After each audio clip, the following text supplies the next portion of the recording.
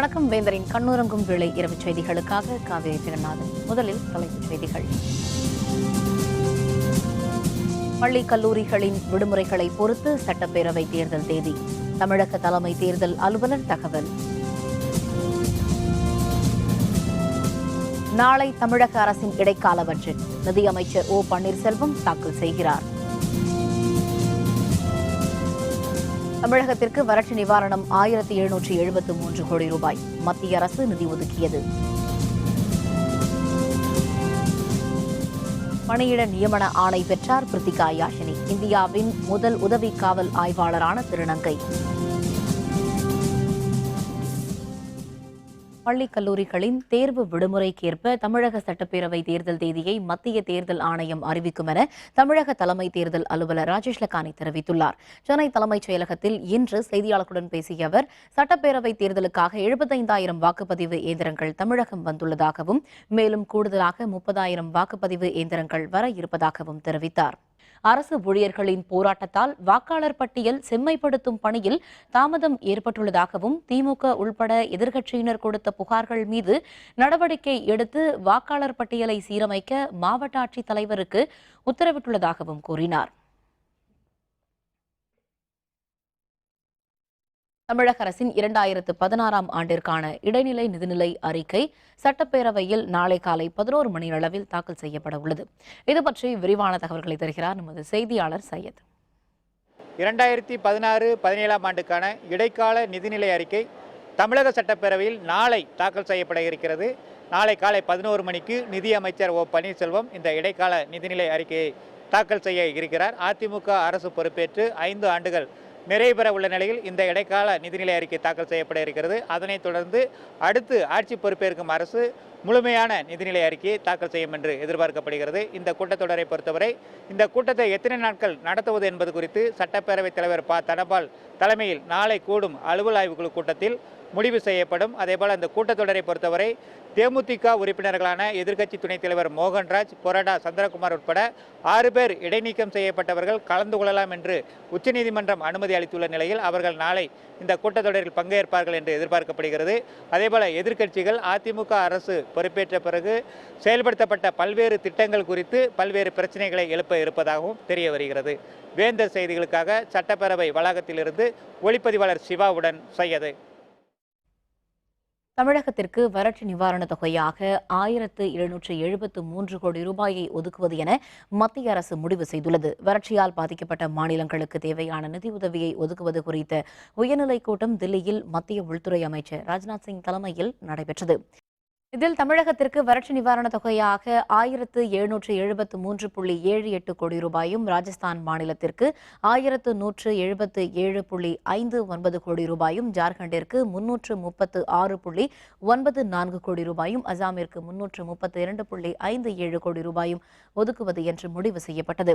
ஆந்திராவுக்கு 280 கோடி ரூபாயும், இமாச்சல பிரதேச மாநிலத்திற்கு 170.19 கோடி ரூபாயும் ஒதுக்க முடிவு செய்யப்பட்டுள்ளது. கடந்த நவம்பர், டிசம்பர் மாதங்களில் தமிழகத்தின் பல மாவட்டங்கள் வெள்ளத்தால் பாதிக்கப்பட்ட நிலையில் பல மாதங்களுக்கு முன் ஏற்பட்ட வறட்சிக்கு தற்பொழுது மத்திய அரசு நிவாரண நிதி வழங்க முடிவு செய்துள்ளது குறிப்பிடத்தக்கது. பிரதமர் மோடி தினம் ஒரு முழக்கம் எழுப்புகிறாரே தவிர வேறு எதையும் உருப்படியாக செய்யவில்லை என காங்கிரஸ் துணைத் தலைவர் ராகுல் காந்தி தெரிவித்துள்ளார். அசாம் மாநில சட்டப்பேரவை தேர்தல் ஏப்ரல் மாத இறுதியில் அல்லது மே மாதம் முதல் வாரத்தில் நடைபெறவுள்ளது. தேர்தல் ஏற்பாடுகள் குறித்து மாநில காங்கிரஸ் நிர்வாகிகளுடன் விவாதிக்க அக்கட்சியின் துணைத் தலைவர் ராகுல் காந்தி 2 நாள் பயணமாக அசாம் சென்றுள்ளார். அங்குள்ள ஜோஹட் மாவட்டத்தில் நடைபெற்ற பொதுக்கூட்டத்தில் அவர் இன்று உரையாற்றினார். அப்போது மோடி பல வாக்குறுதிகளை அளிக்கிறார் என்றும் அவற்றை செயல்படுத்துவதில்லை என்றும் ராகுல் காந்தி குற்றம் சாட்டினார். ஒவ்வொரு நாளும் புதிய முழக்கங்களை எழுப்பும் மோடியை விவசாயிகள் மத்தியிலோ உழைப்பாளர்கள் மத்தியிலோ நீங்கள் பார்த்திருக்கிறீர்களா என்றும் மக்களை பார்த்து அவர் கேள்வி எழுப்பினார்.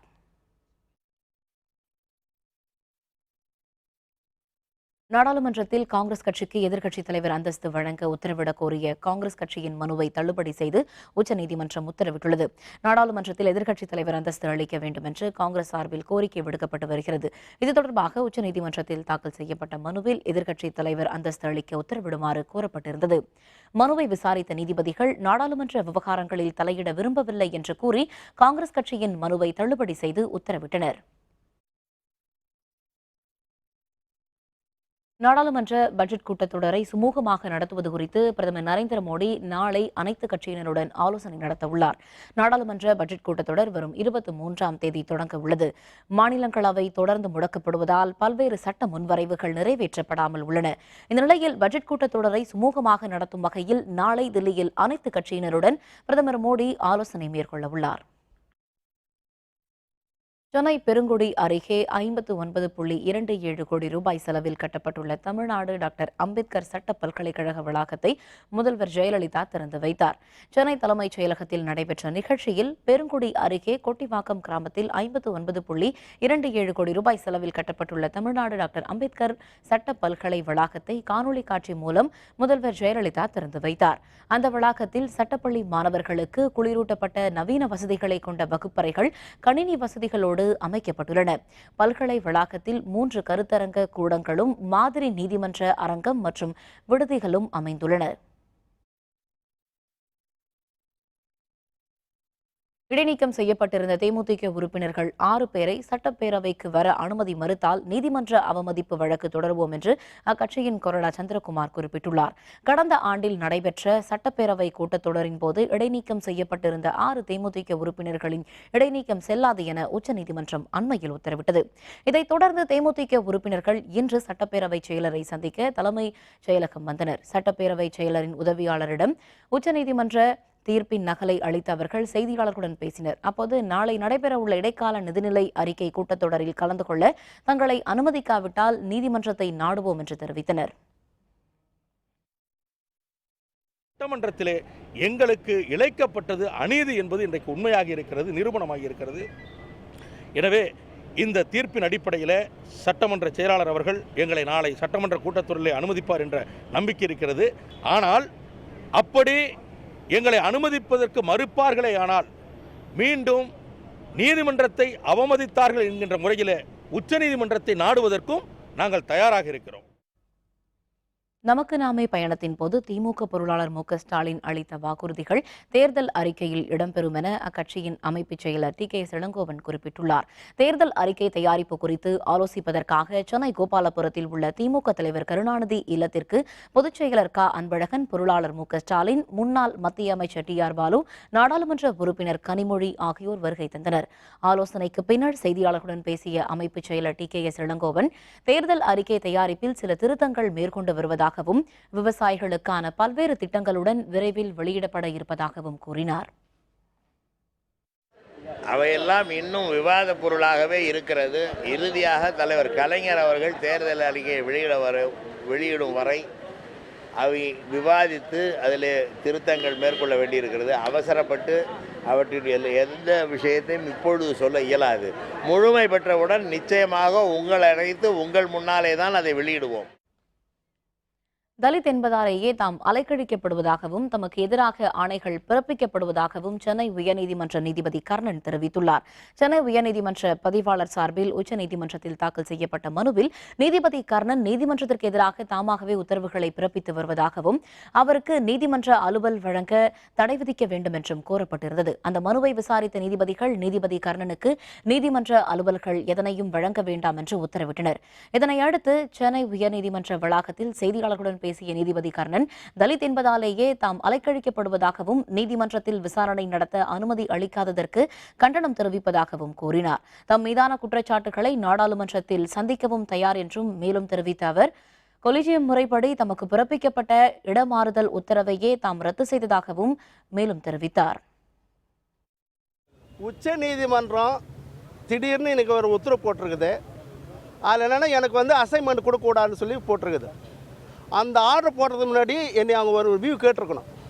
கேட்காம ஒரு தலித் ஜட்ஜி இது மாதிரி இன்ஸ்டால் பண்ணுறதுக்கு 2 ஜட்ஜும் எஸ்சி அட்டாச்மெண்ட்டில் கவர் ஆகுறாங்க.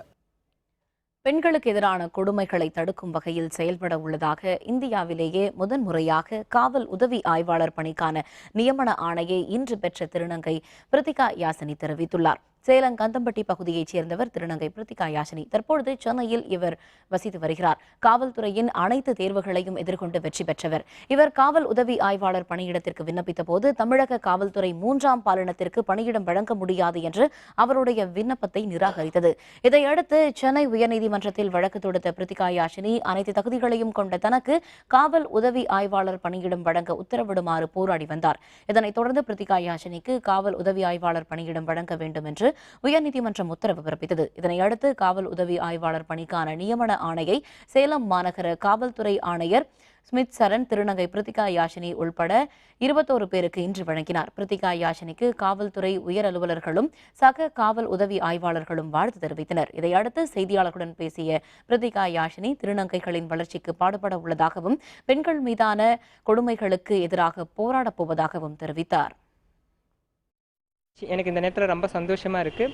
நிச்சயமாக இந்த காவல்துறை பணியில் மக்களுக்கு சிறப்பாக பணியாற்றணும் நம்பிக்கை எனக்கு இருக்குது. முக்கியமாக திருநங்கைகளோட கல்வி வேலைவாய்ப்பில் இடஒதுக்கீடுக்கான விஷயங்களுக்கான சட்ட ரீதியாக என்ன நடவடிக்கை எடுக்கணுமோ அதுக்கும் ப்ளஸ் பெண்களுக்கு எதிரான வன்கொடுமைகள் அந்த பிரச்சனைகள் அதுவும் இல்லாத பெண் சிசு கொலை தடுப்பு இந்த மாதிரி விஷயங்களுக்குலாம் முக்கியமாக கான்சன்ட்ரேஷன் பண்ணி நான் செயல்படணும்னு ஆசைப்பட்றேன்.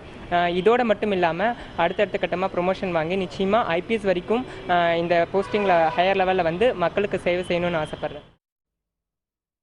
காஷ்மீர் பனிப்பாறை சரிவில் சிக்கி உயிரிழந்த 4 தமிழக வீரர்கள் உட்பட 9 ராணுவ வீரர்களின் உடல்களுக்கு தில்லி முதல்வர் அரவிந்த் கெஜ்ரிவால் அஞ்சலி செலுத்தினார். சியாச்சின் பனிச்சிகரத்தில் 10 நாட்களுக்கு முன்பு நேரிட்ட பனிச்சரிவில் இந்திய ராணுவ வீரர்கள் 10 பேர் புதையுண்டனர். இவர்களில் உயிருடன் மீட்கப்பட்ட கர்நாடக மாநிலத்தைச் சேர்ந்த ராணுவ வீரர் ஹனுமந்தப்பா சிகிச்சை பலனின்றி அண்மையில் காலமானார். தமிழகத்தைச் சேர்ந்த 4 வீரர்களுடன் மொத்தம் 9 வீரர்களின் உடல்களும் கடுமையான முயற்சிக்கு பின் மீட்கப்பட்டு இன்று தில்லிக்கு கொண்டுவரப்பட்டன. அங்கு ராணுவ வீரர்களின் உடலுக்கு முப்படை தளபதிகள், ராணுவ உயர் அலுவலர்கள் உட்பட பலரும் மரியாதை செலுத்தினர். வீரர்களுக்கு அஞ்சலி செலுத்திய பின்னர் செய்தியாளர்களுடன் பேசிய தில்லி முதல்வர் அரவிந்த் கெஜ்ரிவால் வீரர்களுக்கு புகழாரம் சூட்டினார். அஞ்சலி நிகழ்ச்சிக்கு பின்னர் வீரர்களின் உடல்கள் அவரவர் சொந்த ஊர்களுக்கு அனுப்பி வைக்கப்பட்டன.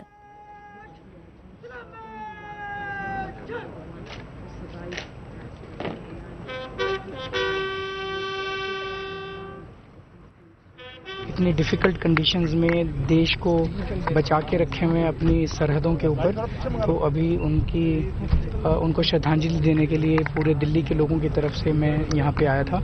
मैं भगवान से प्रार्थना करता हूँ कि उनकी आत्मा को शांति मिले और उनके घर के लोगों को इसको बर्दाश्त करने की शक्ति दे.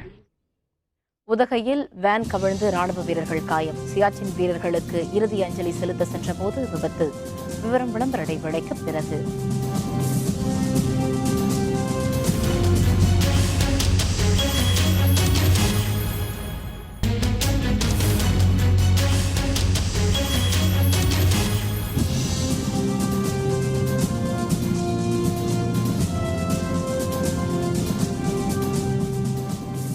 செய்திகள் தொடர்கின்றன. தாமிரபரணி ஆற்றில் இரவு நேரங்களில் தூர்வாரக்கூடாது என்றும் மணல் கொள்ளை நடக்காமல் கண்காணிக்க வேண்டும் என்றும் தேசிய பசுமை தீர்ப்பாயம் உத்தரவிட்டுள்ளது. ஸ்ரீவைகுண்டம் அணையை தூர்வார பசுமை தீர்ப்பாயம் உத்தரவிட்டிருந்தது. இந்த நிலையில் தாமிரபரணி ஆற்றில் இரவு நேரங்களில் தூர்வாருவதால் மணல் கொள்ளை நடப்பதாக விவசாயிகள் சங்கத்தினர் பசுமை தீர்ப்பாயத்தில் வழக்கு தொடர்ந்தனர். இன்று நடந்த இவ்வழக்கு விசாரணையில் தாமிரபரணி ஆற்றில் இரவு நேரத்தில் தூர்வாரக்கூடாது என்று நீதிபதிகள் ஜோதிமணி, நாகேந்திரன் ஆகியோர் உத்தரவிட்டுள்ளனர். இதுகுறித்து இந்திய கம்யூனிஸ்ட் கட்சியின் மூத்த தலைவர் நல்லக்கண்ணு செய்தியாளர்களுடன் பேசினார். தூர்வாருவதற்கு இரவில் வேலை செய்ய அனுமதிக்கக்கூடாது என்று சொன்னோம். அது கொள்ளையடிப்பதற்கு வாய்ப்பாக இருக்கும் என்று நாங்கள் எடுத்து சொன்ன பிறகு தீர்ப்பாயத்திலும் இரவில் வேலை பார்க்கக்கூடாது, இந்த 15 நாளைக்குள் வேலை முடிக்க வேண்டும் என்று சொல்லியிருக்கிறார்கள். தூர்வாருவதை மாத்திரம் செய்ய வேண்டும், முதல் 2 ரீச்சுக்குள் முடிக்க வேண்டும் என்று தீர்ப்பு அளித்திருக்கிறார்கள். ஷேல் கேஸ் திட்டத்திற்காக அனுமதியின்றி ஆய்வு நடத்தியுள்ளது பற்றி அரசு தரப்பில் விளக்கம் அளிக்க வேண்டும் என்று பசுமை தீர்ப்பாயம் உத்தரவிட்டுள்ளதாக மதிமுக பொதுச் செயலர் வைகோ தெரிவித்துள்ளார். தமிழகத்தில் மீத்தேன் திட்டத்தை ரத்து செய்ய வேண்டும் என்று தென்மண்டல தேசிய பசுமை தீர்ப்பாயத்தில் மதிமுக சார்பில் வழக்கு தொடரப்பட்டது. இவ்வழக்கு விசாரணையில் மதிமுக பொதுச் செயலர் வைகோ ஆஜராகி வாதிட்டார். வழக்கை விசாரித்த நீதிபதிகள் ஜோதிமணி, நாகேந்திரன் ஆகியோர் அனுமதி இல்லாமல் காவிரி ஆற்றுப்படுகை பகுதியில் ஷேல் கேஸ் திட்டத்திற்காக ONGC நிறுவனம் ஆய்வு நடத்தியது குறித்து மத்திய மாநில அரசுகள் வரும் மார்ச் 10ஆம் தேதிக்குள் விளக்கமளிக்க வேண்டும் என்று உத்தரவிட்டுள்ளனர். இதுகுறித்து வைகோ செய்தியாளர்களுடன் பேசுகையில் மத்திய அரசு அனுமதி பெறாமல் ஷேல் கேஸ் திட்டத்திற்காக ஆய்வு நடத்தியுள்ளது பற்றி அரசு தரப்பில் விளக்கமளிக்க வேண்டும் என்று பசுமை தீர்ப்பாயத்தில் உத்தரவிடப்பட்டுள்ளது என்றார். மீத்தேன் எரிவாயை விட மிகவும் அபாயகரமான ஷேல் கேஸ் கள்ளத்தனமாக இதற்கும் அவர்கள் புதிய திட்டமாக அறிவிக்காமலே அனுமதி வாங்குகிற முயற்சியிலே ஈடுபட்டு இப்பொழுது பூர்வாங்க வேலைகளை ONGC நிறுவனம் செய்து கொண்டிருக்கிறது. இதை நாங்கள் ஆதாரங்களோடு நிரூபித்த போது மத்திய அரசு, ONGC நிறுவனம், தமிழ்நாடு அரசு, மாசு கட்டுப்பாட்டு வாரியம் எல்லோரும் அடுத்த வாய்தாவுக்குள் தங்களுடைய பதில் விளக்க அறிக்கைகளை கொடுக்க வேண்டும் என்று சொல்லியிருக்கிறார்கள். பின்னர் திமுக காங்கிரஸ் கூட்டணி குறித்து செய்தியாளர்களின் கேள்விக்கு பதிலளித்த வைகோ, திமுக காங்கிரஸ் கூட்டணி கூடா நட்பால் அமைந்த கூட்டணி என்றும் தமிழக மக்களுக்கு வஞ்சகம் செய்த கூட்டணி என்றும் தெரிவித்தார். காங்கிரஸோடு இனி என்றைக்கும் கூட்டணி கிடையாது. கூடா நட்பு கேடாய் முடியும். அது மட்டுமல்ல, என் மகள் கனிமொழியை திகார் சிறைச்சாலைக்கு அனுப்பிய காங்கிரஸ் எப்படி நாம் கூட்டணியை தொடர முடியும் என்று கடுமையான அறிக்கை கொடுத்தார். அப்பொழுது சொன்ன காரணங்கள் இப்பொழுது இல்லாமல் போய்விட்டதா? இது பொருந்தா கூட்டணி, கூடா நட்பால் அமைந்த கூட்டணி, தமிழக மக்களுக்கு வஞ்சகமும் துரோகம் செய்த கூட்டணி என்பது தமிழக மக்கள் நன்றாக அறிவார்கள். புதிய பென்ஷன் திட்டத்தை ரத்து செய்ய வேண்டும் என்பன உள்ளிட்ட கோரிக்கைகளை வலியுறுத்தி வரும் ஏப்ரல் 11 முதல் ரயில்வே உள்பட மத்திய அரசு ஊழியர்கள் காலவரம்பற்ற வேலைநிறுத்தத்தில் ஈடுபட உள்ளதாக தேசிய கூட்டு போராட்டக் குழுவின் தென்பகுதி அமைப்பாளர் என் கண்ணையா தெரிவித்துள்ளார். புதிய பென்ஷன் திட்டத்தை ரத்து செய்ய வேண்டும், ரயில்வே உள்ளிட்ட துறைகளில் தனியார் முதலீடுகளை அதிகரித்து வருவதை கைவிட வேண்டும் மற்றும் 7வது ஊதிய குழுவில் உள்ள முரண்பாடுகளை களைய வேண்டும் என்பன உள்ளிட்ட 36 கோரிக்கைகளை ரயில்வே உள்ளிட்ட மத்திய அரசு ஊழியர்கள் சங்கத்தினர் தொடர்ந்து வலியுறுத்தி வருகின்றனர். இந்த நிலையில் சென்னையில் இன்று செய்தியாளர்களுடன் பேசிய ரயில்வே மற்றும் மத்திய அரசு ஊழியர்கள் தேசிய கூட்டு போராட்டக் குழுவின் தென்பகுதி அமைப்பாளர் கண்ணையா, வேலைநிறுத்தம் குறித்து ஊழியர்களிடம் நடத்தப்பட்ட ரகசிய வாக்கெடுப்பில் 90.07% பேர் வேலைநிறுத்தத்திற்கு ஆதரவு தெரிவித்துள்ளதாக குறிப்பிட்டார். இது தொடர்பாக வரும் மார்ச் 11ஆம் தேதி ரயில்வே உள்ளிட்ட மத்திய அரசு அலுவலகங்களில் நோட்டீஸ் அளிக்கப்பட உள்ளதாகவும், கோரிக்கைகளை நிறைவேற்ற முன்வராவிட்டால் ஏப்ரல் 11ஆம் தேதி முதல் காலவரம்பற்ற வேலைநிறுத்த போராட்டத்தில் ஈடுபட உள்ளதாகவும் கண்ணையா மேலும் தெரிவித்தார். 36 அம்ச கோரிக்கைகளை வலியுறுத்தி நாடு தழுவிய பொது வேலை நிறுத்தத்தை நடத்துவது என சுமார் 45 லட்சம் தொழிலாளர்கள் கூட்டு போராட்ட குழு முடிவெடுத்துள்ளது. வருகிற ஏப்ரல் மாதம் 11ஆம் தேதி அன்று காலை 6 மணியிலிருந்து கடந்த 1974இல் நடந்த 21 நாள் வேலை நிறுத்தத்தை போல் இல்லாமல் அதைவிட மிக மோசமான ஒரு நிலைமையை இந்திய நாடே ஸ்தம்பிக்கும் வகையில் ரயில்வே உள்ளிட்ட மத்திய அரசு ஊழியர்கள் காலவரையற்ற பொது வேலை நிறுத்தம் தென்பகுதியில் நடைபெறும் என்பதை தெரிவித்துக் கொள்கிறேன். சியாச்சினில் இறந்த ராணுவ வீரர்களுக்கு இறுதி மரியாதை செலுத்த சென்ற வீரர்களின் வாகனம் குன்னூர் கல்லட்டை அருகே விபத்திற்குள்ளானதில் 9 பேர் படுகாயமுற்றனர்.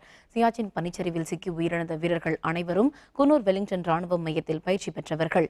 இவர்களில் கர்நாடக மாநிலம் ஹாசனைச் சேர்ந்த சுபேதர் நாகேஷா, மைசூரைச் சேர்ந்த மகேஷா ஆகியோருக்கு இறுதி அஞ்சலி செலுத்த குன்னூர் MRCயில் இருந்து 25 ராணுவ வீரர்கள் மைசூருக்கு வேனில் புறப்பட்டனர். உதகை 36வது கொண்டை ஊசி வளைவு அருகே கட்டுப்பாட்டை இழந்த வாகனம் விபத்திற்குள்ளானது. இதில் 9 ராணுவ வீரர்கள் காயமடைந்தனர். அவர்கள் அனைவரும் உதகை அரசு தலைமை மருத்துவமனையில் சிகிச்சைக்காக அனுமதிக்கப்பட்டுள்ளனர். வெலிண்டியன்லேருந்து MRCலேருந்து வந்துட்டு ஒரு வண்டி கிளம்பிச்சு. அவங்க எல்லாம் மிலிட்ரி ஆளுங்க. அவங்க கல்லட்டி கீழே மைசூர் போகக்குள்ள கல்லட்டியில் வந்துட்டு லாஸ்ட் பெண்டு 30வது பெண்டில் வந்துட்டு வண்டி ஆப்செட் ஆயிடுச்சு. ஊட்டி GSல வந்துட்டு ட்ரீட்மெண்ட் கொடுத்துருக்காங்க. சின்ன சின்ன காயம் தான், 10 பேர் மட்டும்தான் அடிபட்டிருக்குங்க. கோயம்புத்தூர் அருகே உள்ள டயர் தொழிற்சாலையில் நேரிட்ட விபத்தில் பலியான 6 பேரின் உடல்கள் உடற்கூறு ஆய்வுக்கு பிறகு அவர்களது உறவினர்களிடம் ஒப்படைக்கப்பட்டது. செட்டிப்பாளையம் அருகே உள்ள ஒராட்டுக்குப்பை பகுதியில் செயல்பட்டு வரும் டயரில் இருந்து எரிபொருள் தயாரிக்கும் தொழிற்சாலையில் கடந்த 11ஆம் தேதி பாய்லர் வெடித்து விபத்து ஏற்பட்டது. இதில் படுகாயமுற்ற மேற்குவங்க மாநிலத்தைச் சேர்ந்த 6 பேரும் சிகிச்சை பலனின்றி உயிரிழந்தனர். இந்நிலையில் அவர்களின் உடல்கள் உடற்கூறு ஆய்வு செய்யப்பட்டு அவர்களது உறவினர்களிடம் ஒப்படைக்கப்பட்டது. இதையடுத்து நஞ்சுண்டாபுரத்தில் உள்ள இடுகாட்டில் அவர்களது உடல்கள் தகனம் செய்யப்பட்டன. இதனிடையே தொழிற்சாலை மீது உரிய நடவடிக்கை எடுக்க வலியுறுத்தி போராட்டத்தில் ஈடுபட உள்ளதாக CITU தெரிவித்துள்ளது. எல்லா விதிமுறைகளையும் மீறி கோவையிலே ஒரு தொழிற்சாலை செயல்பட்டு அதில் விபத்து ஏற்பட்டால் 1 லட்சம் என்கிற இந்த பாராபட்சத்தை ஏற்க முடியாது. மிக அப்பாவி தொழிலாளிகள் மரணமடைந்திருக்கிறார்கள். அரசு மவுலிவாக்கம் விபத்தை போல் 5 லட்சம் வழங்க வேண்டும் என்று. வேலூர் அருகே பள்ளி விழுந்த உணவை உட்கொண்ட 21 கல்லூரி மாணவர்கள் வாந்தி மயக்கம் ஏற்பட்ட சிகிச்சைக்காக மருத்துவமனையில் அனுமதிக்கப்பட்டனர். வாணியம்பாடி நியூடவுனில் செயல்பட்டு வரும் அரசு ஆதி திராவிடர் நலத்துறை விடுதியில் 40 கலைக்கல்லூரி மாணவர்கள் தங்கி படித்து வருகின்றனர். இந்த நிலையில் உணவு உட்கொண்ட 21 மாணவர்களுக்கு திடீரென வாந்தி மயக்கம் ஏற்பட்டது. இதையடுத்து அவர்கள் மருத்துவமனையில் சிகிச்சைக்காக அனுமதிக்கப்பட்டனர். விசாரணையில் உணவில் பள்ளி விழுந்தது தெரியவந்துள்ளது.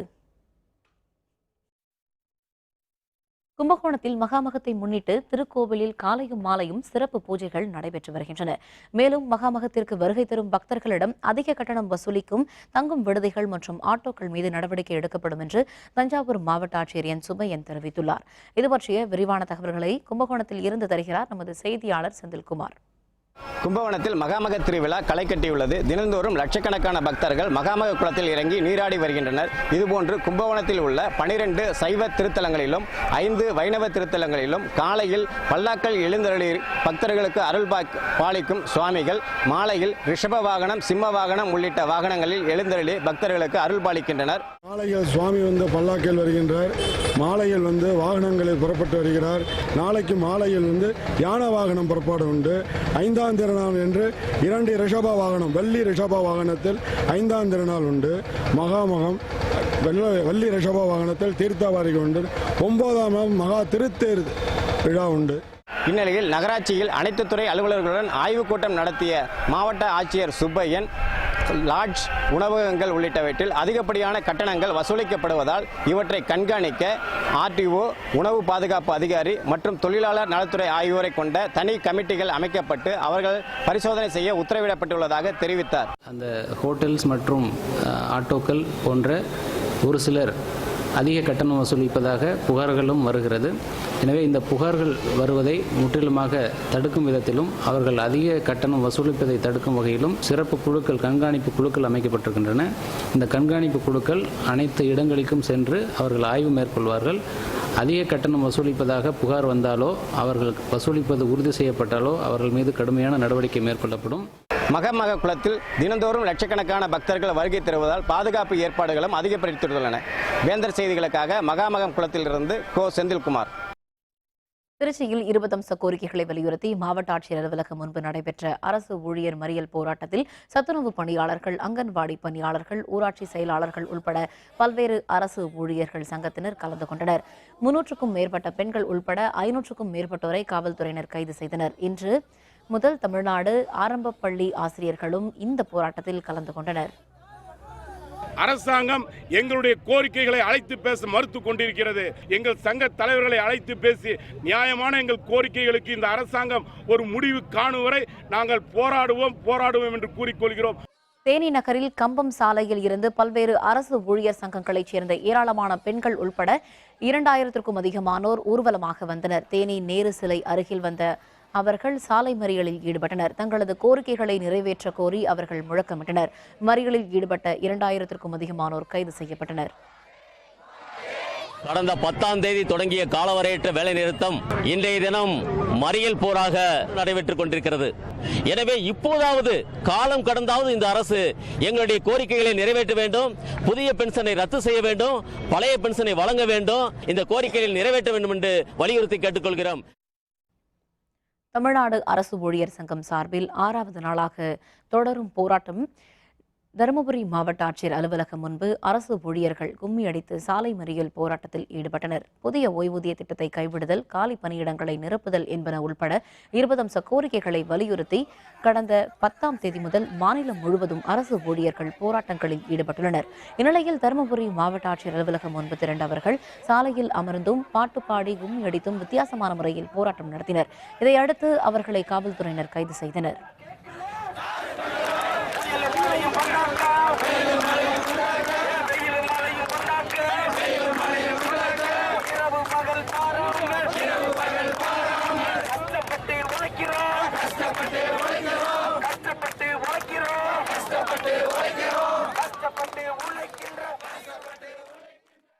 காலி பணியிடங்கள் நிரப்புவதும், மதிப்பூதியம் தொகுப்பூதியம் உள்ளிட்ட கோரிக்கைகளை காலவரைமுறை ஊதியத்திற்குள் கொண்டு வருவதும், புதிய பென்ஷன் திட்டத்தை ரத்து செய்து பயனளிப்புள்ள பென்ஷன் திட்டத்தை அமுல்படுத்தக்கூடிய வகையிலே அனைத்து துறை போராட்டக் குழு தலைவர்களை அழைத்து பேசவில்லை என்று சொன்னால் இந்த போராட்டம் மேலும் இன்றைக்கு பல்வேறு துறைவாரி சங்கங்களை உள்ளடக்கி தீவிரம் அடையும் என்று இந்த நேரத்திலே சொல்லிக்கொள்ள கடமைப்பட்டிருக்கின்றோம். சிவகங்கையில் அரண்மனை வாசலில் இருந்து பேருந்து நிலையம் வரை பேரணியாக சென்ற 1000க்கும் அதிகமான அரசு ஊழியர்கள் சாலை மறியலில் ஈடுபட்டனர். சாலை மறியலில் ஈடுபட்ட 1000க்கும் அதிகமான அரசு ஊழியர்கள் மற்றும் ஆசிரியர்களை காவல்துறையினர் கைது செய்தனர். சேலத்தில் கடந்த 4 ஆண்டுகளாக ஊதியம் பெறாமல் தவித்து வரும் வீட்டு வசதி சங்க பணியாளர்கள் ஊதியம் வழங்க கோரி உண்ணாவிரத போராட்டத்தில் ஈடுபட்டனர். 4 ஆண்டுகளாக ஊதியம் இல்லாமல் தவித்து வரும் ஊழியர்களுக்கு வழங்கப்பட வேண்டிய ஊதியமான 46 கோடி ரூபாயை உடனடியாக வழங்க வேண்டும், உபரி பணியாளர்களை காலி பணியிடங்களில் நியமிக்க வேண்டும் என்பது உள்ளிட்ட கோரிக்கைகளை வலியுறுத்தி போராட்டம் நடைபெற்றது. மாநிலம் தழுவிய அளவில் நடைபெற்ற போராட்டத்திற்கு அரசு செவிசாய்க்காவிட்டால் சாகும் வரை உண்ணாவிரத போராட்டம் நடைபெறும் என்று பணியாளர் சங்கத்தினர் தெரிவித்துள்ளனர். 4 ஆண்டுகளாக நிலுவையுள்ள சம்பளம் வழங்கப்பட வேண்டும், ஜப்தி நடவடிக்கை கைவிடப்பட வேண்டும், அனைத்து சங்கங்களுக்கும் நிபந்தனையின்றி 2 கோடியாவது கடன் வழங்க வேண்டும், அனைத்து பணியாளர்களும் நிரந்தரப்படுத்த வேண்டும். இந்த நிலை மாறி எங்களுக்கு சுமூகமான தீர்வு காணவில்லை என்றால் நாங்கள் சாகும் வரை உண்ணாவிரதம் இருக்கிறதை தவிர எங்களுக்கு வேற வழியே இல்லை. அத்திக்கடவு அவிநாசி திட்டத்தை நிறைவேற்ற வலியுறுத்தி 8வது நாளாக போராட்டம் நடைபெற்று வரும் நிலையில் திருப்பூர் மாவட்ட ஆட்சியர் அலுவலகத்தை திரளான மக்கள் முற்றுகையிட்டு போராட்டத்தில் ஈடுபட்டனர். கடந்த 60 ஆண்டுகளாக நிறைவேற்றப்படாத திட்டத்தை நிறைவேற்ற வலியுறுத்தி அவிநாசியில் கடந்த 8ஆம் தேதி முதல் விவசாயிகள், சமூக ஆர்வலர்கள் உள்ளிட்டோர் அவிநாசியில் தொடர் உண்ணாவிரத போராட்டத்தில் ஈடுபட்டு வருகின்றனர். 8வது நாளாக நடைபெறும் போராட்டத்தில் அவிநாசி, பெருந்துறை, ஊத்துக்குளி உள்ளிட்ட பகுதிகளைச் சேர்ந்த திரளானோர் கலந்து கொண்டுள்ளனர். இந்த நிலையில் திருப்பூர் மாவட்ட ஆட்சியர் அலுவலகத்தை முற்றுகையிட்ட 3000க்கும் அதிகமான மக்கள் திட்டத்தை நிறைவேற்ற வலியுறுத்தி குடும்ப அட்டை, வாக்காளர் அடையாள அட்டை மற்றும் ஆதார் அட்டைகளை ஆட்சியரிடம் ஒப்படைத்தனர். மிக்சி, கிரைண்டர் உள்ளிட்ட விலையில்லா பொருட்களையும் அவர்கள் திரும்ப ஒப்படைத்தனர். இந்த இடைக்கால நிதிநிலை அறிக்கையிலே அவிநாசி அத்திக்கடவு திட்டத்திற்கு நிதி ஒதுக்க வேண்டும். இந்த இடைக்கால நிதிநிலை அறிக்கையிலே நிதி ஒதுக்காவிட்டால் எங்கள் அடுத்த போராட்டத்தை மிக வலுவோடு அனைத்து மக்களையும் திரட்டி முன்னெடுத்து செல்வோம். இதனிடையே கோயம்புத்தூர் மாவட்டம் அன்னூரில் அவிநாசி அத்திக்கடவு திட்டத்தை நிறைவேற்ற கோரி காலவரமற்ற உண்ணாவிரத போராட்டத்தில் ஈடுபட்டிருந்தோரில் ஒருவர் மயக்கமடைந்தார். கோயம்புத்தூர் மாவட்டம் அன்னூர் பகுதியில் 5வது நாளாக 15 பேர் காலவரமற்ற உண்ணாவிரத போராட்டத்தில் ஈடுபட்டு வருகின்றனர். போராட்டத்தில் ஈடுபட்டிருப்போரில் யுவராஜ் என்பவர் திடீரென மயக்கமடைந்ததை அடுத்து மருத்துவர்கள் சிகிச்சை அளித்தனர். 50 ஆண்டு கால போராட்டமான அத்திக்கடவு அவனாசி திட்ட நிலத்தடி நீர் செறிவூட்டும் திட்டத்தை போர்க்கால அடிப்படையிலே வேலைகளை துவங்க வேண்டும் என்று கடந்த 8ஆம் தேதி இன்று அவனாசியிலே 14 திட்ட ஆர்வலர்களும் 10ஆம் தேதி அன்னூரிலே 15 திட்ட ஆர்வலர்களும் சாகும் வரை பட்டினி போராட்டத்தை துவக்கியுள்ளார்கள். எனவே உடனடியாக திட்டத்தை நிறைவேற்றும் என்று கேட்டுக்கொள்கிறோம்.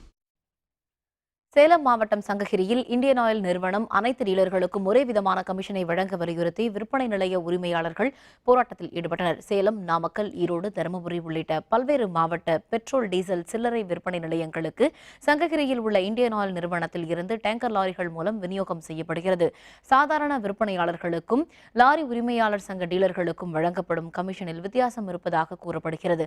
இதற்கு எதிர்ப்பு தெரிவித்து சங்ககிரி இந்தியன் ஆயில் நிறுவனம் முன் திரண்ட சில்லறை விற்பனையாளர்கள் டேங்கர் லாரிகளில் டீசல் நிரப்புவதை தடுத்து நிறுத்தினர்.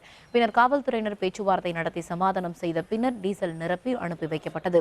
தங்கள் கோரிக்கை நிறைவேறும் வரை போராட்டம் நடத்தப் போவதாக சில்லறை விற்பனை நிலைய உரிமையாளர்கள் தெரிவித்தனர்.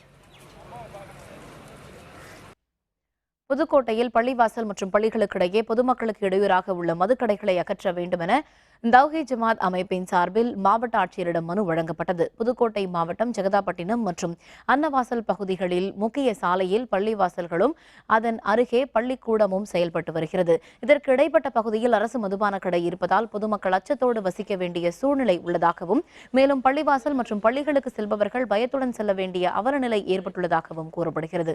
எனவே அங்குள்ள மதுபான கடையை அகற்ற கோரி தமிழ்நாடு தௌஹீத் ஜமாத் அமைப்பினர் சார்பில் புதுக்கோட்டை மாவட்ட ஆட்சியரை சந்தித்து மனு அளிக்கப்பட்டது.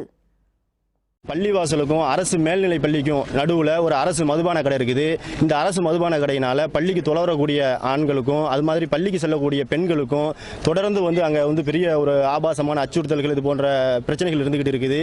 இது வரைக்கும் அந்த மதுபான கடை அகற்றப்படலை. அதை உடனடியாக அகற்றணும் அப்படிங்கிற கோரிக்கையை முன் வச்சு இந்த மாவட்ட ஆட்சியர்கிட்ட நாங்கள் மனு கொடுக்க வந்திருக்கிறோம். காஞ்சிபுரம் மாவட்டத்திற்குட்பட்ட சட்டப்பேரவை தொகுதிகளில் பயன்படுத்தப்பட உள்ள மின்னணு வாக்குப்பதிவு இயந்திரங்கள் மாவட்ட ஆட்சியர் கஜலட்சுமி முன்னிலையில் சரிபார்க்கப்பட்டது. சட்டப்பேரவை தேர்தல் நடைபெற உள்ள நிலையில் காஞ்சிபுரம் மாவட்டத்திற்குட்பட்ட 11 சட்டப்பேரவை தொகுதிகளில் பயன்படுத்த பீகாரில் இருந்து 8454 வாக்குப்பதிவு இயந்திரங்கள் கொண்டுவரப்பட்டுள்ளன. தமிழ்நாடு சேமிப்பு கிடங்கில் பலத்த பாதுகாப்புடன் வைக்கப்பட்டுள்ள இவற்றை மாவட்ட ஆட்சியர் கஜலட்சுமி இன்று பார்வையிட்டார். இதையடுத்து அரசியல் கட்சியினர் முன்னிலையில் வாக்குப்பதிவு இயந்திரங்களில் உள்ள பதிவுகள் அழிக்கப்பட்டன. பின்னர் செய்தியாளர்களுடன் பேசிய கஜலட்சுமி முதற்கட்ட பணிகள் 29ஆம் தேதி வரை நடைபெறும் என்று தெரிவித்தார். இன்று முதல் 29ஆம் தேதி வரை இங்குள்ள அனைத்து இந்த பேலட் யூனிட்டும் கண்ட்ரோல் யூனிட்டும் அனைத்து 11 அசம்பிளி கான்ஸ்டிடுவன்சியோட யூனிட் இவை அனைத்துமே பிரதிநிதிகளின் முன்னிலையில் நடைபெறும் என்று தெரிவித்துக் கொள்கிறேன். இந்திய கடற்படையில் 28 ஆண்டுகளாக பணியாற்றிய பணி நிறைவு பெறவுள்ள INS விராட் போர்க்கப்பல் இறுதி சுற்றுப்பயணமாக இன்று சென்னை துறைமுகம் வந்தது. கடந்த 28 ஆண்டுகளாக இந்திய கடற்படையில் பணியாற்றிய INS விராட் போர்க்கப்பல் பணி நிறைவு பெறுவதை அடுத்து இந்தியா முழுவதும் இறுதிக்கட்ட சுற்றுப்பயணத்தை மேற்கொண்டு வருகிறது. இந்த போர்க்கப்பலின் கமாண்டிங் ஆபீசர் கேப்டன் புனித சதா செய்தியாளர்களுடன் பேசுகையில், இந்தியாவின் பெரிய போர்க்கப்பலான விராட் 30 போர் விமானங்களை சுமந்து செல்லக்கூடியது என்று தெரிவித்தார். மேலும் மேல்தளத்தில் இருந்து அந்த விமானங்களை இயக்குவதற்கு ஏதுவாக ஓடுதளத்தையும் கொண்டது என்று தெரிவித்தார். பராமரிப்பு செலவு அதிகம் என்பதாலும் பழமையான கப்பல் என்பதாலும் இந்த கப்பல் பணி ஓய்வு பெற உள்ளதாக கேப்டன் புனித் சதா தெரிவித்தார். As you all are aware, the ship has been with the Indian Navy for more than 28 years. Tonnage of the ship is around 30,000 tons. It can carry 30 aircraft in various combinations. This ship now, after a graceful and long service, is likely to be decommissioned towards the end of this year. Dindigul மாவட்டம் நத்தம் அருள்மிகு மாரியம்மன் கோவிலில் மாசி திருவிழாவை ஒட்டி இன்று நடைபெற்ற கொடியேற்ற விழாவில் திரளான பக்தர்கள் பங்கேற்றனர். நத்தம் கிராமத்தில் அமைந்துள்ள அருள்மிகு மாரியம்மன் கோவிலில் மாசி திருவிழா இன்று கொடியேற்றத்துடன் தொடங்கியது. இதையொட்டி உற்சவருக்கும் கொடிமரத்திற்கும் இன்று காலை முதல் சிறப்பு அபிஷேகங்களும் வழிபாடுகளும் நடைபெற்றன. விழாவின் முக்கிய நிகழ்வான பூக்குழி இறங்குதல் வரும் 3ஆம் தேதி நடைபெற உள்ளது. இந்த கொடியேற்ற விழாவில் திண்டுக்கல் மற்றும் பிற மாவட்டங்களைச் சேர்ந்த ஏராளமான பக்தர்கள் கலந்து கொண்டு அம்மனை தரிசனம் செய்தனர்.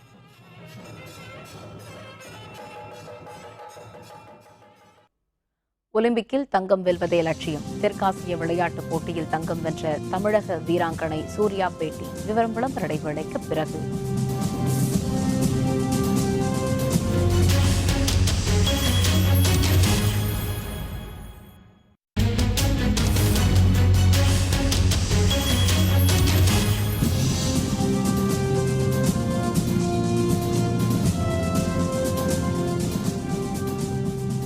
செய்திகள் தொடர்கின்றன.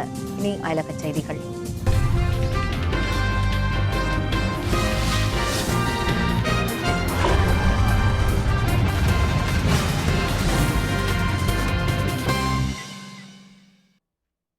சிரியாவில் நடத்தப்பட்ட வான்வழி தாக்குதல்களில் மருத்துவமனை கட்டடம் இடிந்து தரைமட்டமானது. இதில் 9 பேர் பலியான நிலையில் பலி எண்ணிக்கை மேலும் உயரக்கூடும் என்று அஞ்சப்படுகிறது. சிரியாவில் அதிபர் பஷர் அல் அசாத்திற்கு எதிராக IS அமைப்பும் மற்ற பல தீவிரவாத குழுக்களும் கடும் போர் நடத்தி வருகின்றன. தீவிரவாதிகளுக்கு எதிரான போரில் சிரியாவுக்கு ஆதரவாக களமிறங்கியுள்ள ரஷ்யா அவ்வப்போது வான்வழி தாக்குதல் நடத்தி வருகிறது. அமைதி பேச்சுவார்த்தை ஒத்திவைக்கப்பட்டுள்ள நிலையில் சிரியாவில் தாக்குதல் தீவிரப்படுத்தப்பட்டுள்ளது. இந்நிலையில் இட்லிப் மாகாணத்தில் உள்ள மரத் அல் நுமன் என்ற இடத்தில் அமைந்துள்ள மருத்துவமனை மீது வான்வழி தாக்குதல் நடத்தப்பட்டது. இதில் மருத்துவமனை கட்டடம் இடிந்து தரைமட்டமானது. இதையடுத்து அதிர்ச்சியடைந்த மக்கள் இடிபாடுகளில் சிக்கியவர்களை மீட்கும் முயற்சியில் ஈடுபட்டுள்ளனர். இதுவரை 9 உடல்கள் மீட்கப்பட்டுள்ளன. இந்த தாக்குதலில் பலர் இறந்திருக்கக்கூடும் என்று அஞ்சப்படுகிறது.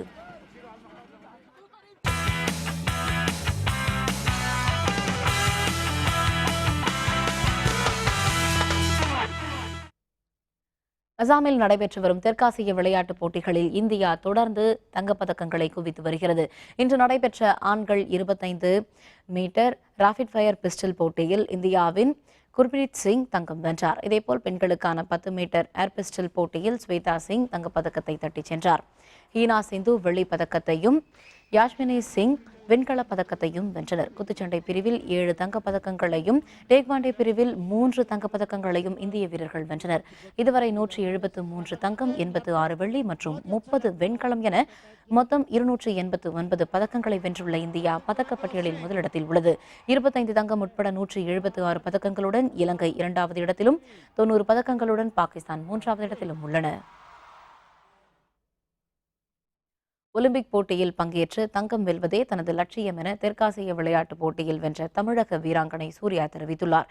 கவுஹாத்தியில் நடைபெறும் தெற்காசிய விளையாட்டுப் போட்டியில் 10,000 மீட்டர் மற்றும் 5,000 மீட்டர் ஓட்டப்பந்தயங்களில் புதுக்கோட்டையைச் சேர்ந்த வீராங்கனை சூர்யா தங்கம் வென்றார். இதையடுத்து சொந்த ஊர் திரும்பிய அவருக்கு சிறப்பான வரவேற்பு அளிக்கப்பட்டது. பின்னர் செய்தியாளர்களுடன் பேசிய அவர் ஒலிம்பிக்கில் தங்கம் வெல்வதே தனது லட்சியம் என்று குறிப்பிட்டார்.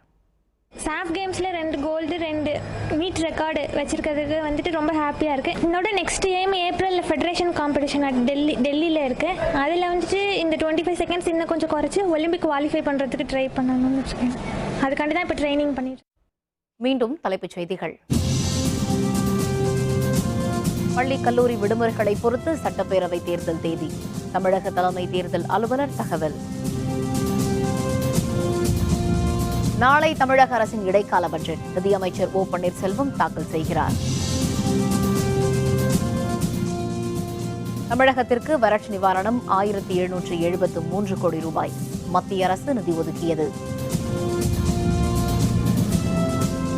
பணியிட நியமன ஆணை பெற்றார் பிரித்திகா யாஷினி. இந்தியாவின் முதல் உதவி காவல் ஆய்வாளரான திருநங்கை. இதுடன் வேந்தரின் கண்ணுறங்கும் வேளை இரவு செய்திகள் நிறைவடைந்தன. மீண்டும் நாளை காலை 8 மணிக்கு இளங்கத்திற்கு காலை செய்திகளில் சந்திப்போம். வணக்கம்.